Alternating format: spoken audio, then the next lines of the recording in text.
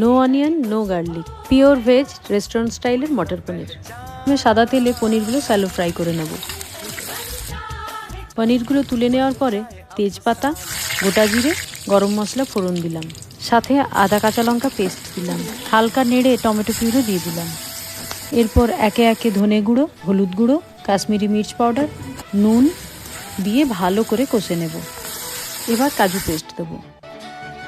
তেল বেরিয়ে গেছে, মানে কষা রেডি। এবারে কচি কচি মটরশুঁটিগুলো দিয়ে দিই। এবারে একটু চিনি দিচ্ছি। একটু নাড়াচাড়া করার পরই মটরশুঁটিগুলো সেদ্ধ হয়ে গেছে। এবারে পনিরগুলো দিয়ে দেবো, পরে একটু জল দেব।